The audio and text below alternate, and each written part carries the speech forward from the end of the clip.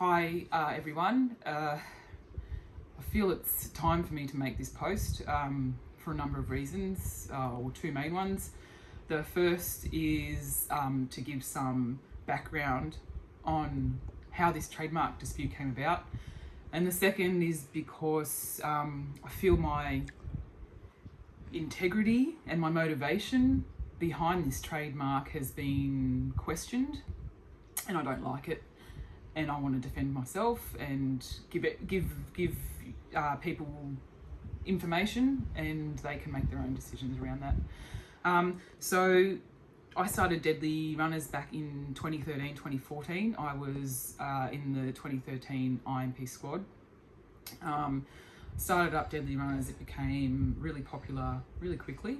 I got a lot of recognition for this. It became, it was changing the health of blackfellas.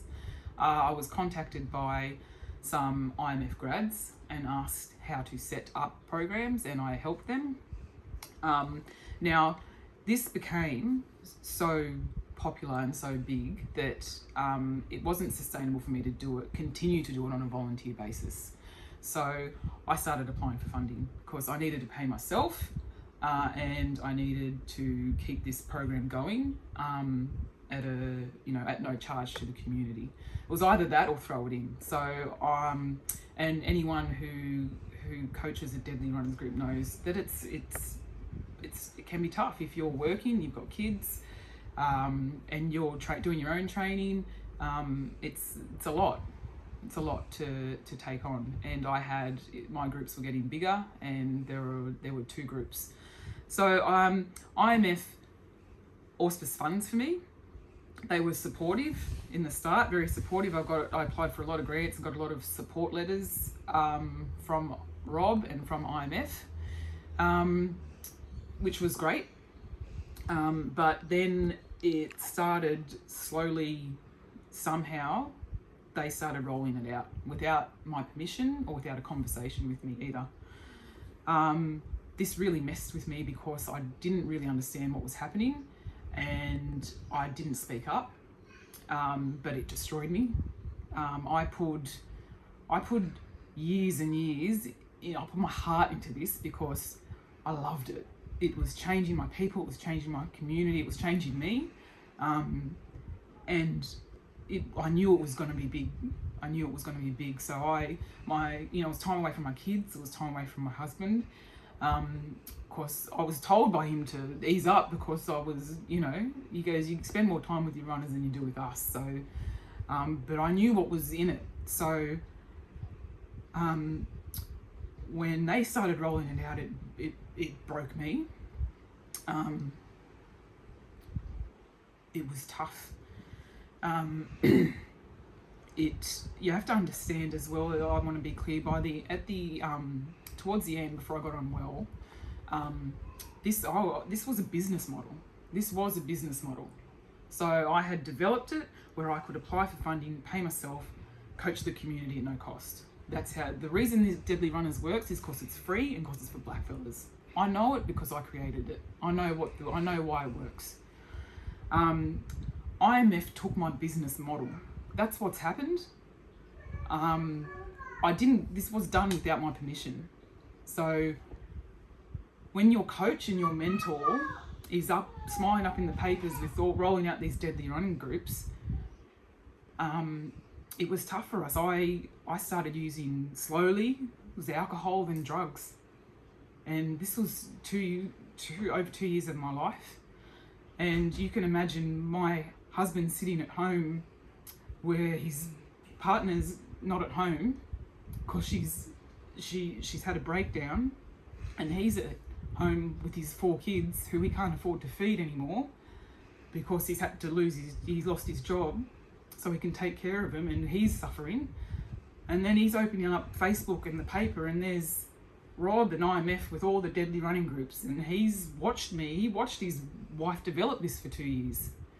So when I got better, I've been well for 3 years now, I realised that I wanted to trademark it because I needed I needed to have some ownership and recognition for what I created. To say to my kids, you know what, this wasn't all for nothing, Mum, I've got this, we own it, and we lease it to this organisation, or it sits with us kids, it sits with us, and all that horrible time wasn't for nothing, but these mob leased it. So I had a conversation with Rob and I about this and what it had done to me, and I also told him that I trademarked it. So when his grounds and particulars were lodged to oppose it, saying that I acted in bad faith, that was really poor form and really disappointing to know that he had put that out there, because it wasn't in bad faith at all. Now, I was acknowledged by Rob as the creator and founder of the program in Uluru a few years ago, that meant a lot. But the trademark dispute, people may think that my husband and I are coming out a bit hard and fast, people who are big fans of IMF.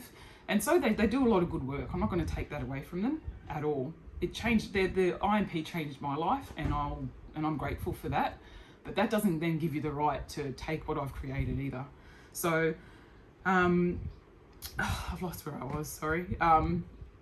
Anyway, I'll continue on. So, I wanted a fair outcome with this with Rob, and like I said, people may think we're coming out hard, but you have to understand this has been 6 years of me and my family's life. 6 years of crying every day because I just wanted a fair outcome.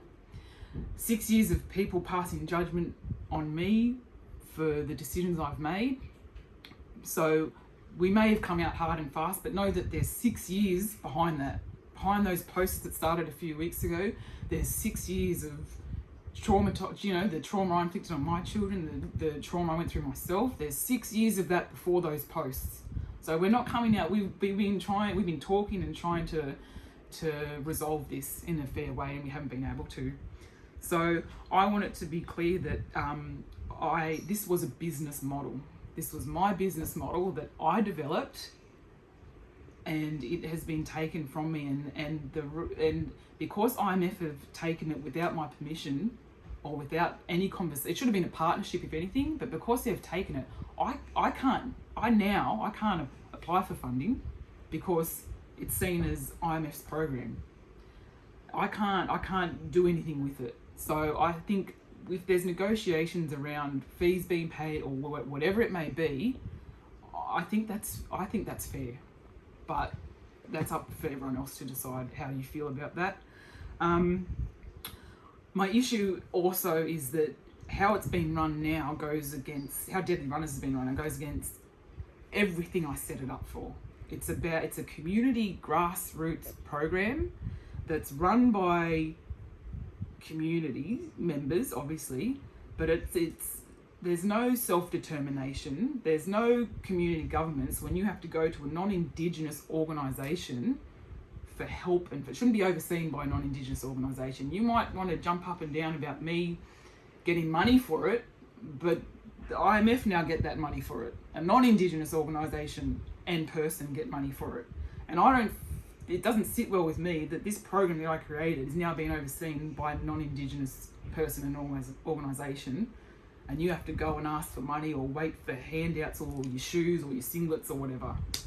The money, if IMF want to walk alongside, they should be walking alongside our people and encouraging self-determination, saying, you know what, I'll help you apply for money for your group, and you have the money and you decide how that best serves your community, because no one knows how your community works and operates and what it needs better than you.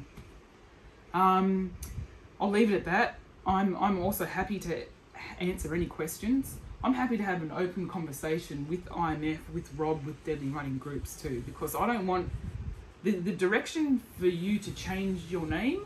Your grain name hasn't come from me. Let me be very clear about that. Let me be very clear. That's not a direction from me.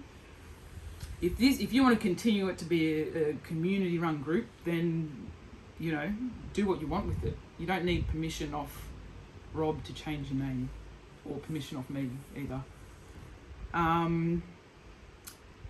Yeah, I think that, like I said, open conversation, I'm happy to have one. I'm happy to do a Zoom chat. I'm happy with IMF, with any, as long as it's done in a constructive way and there's genuine questions, and I'll answer them, because I'm transparent about everything, and yeah, I just want to be clear about that. Peace.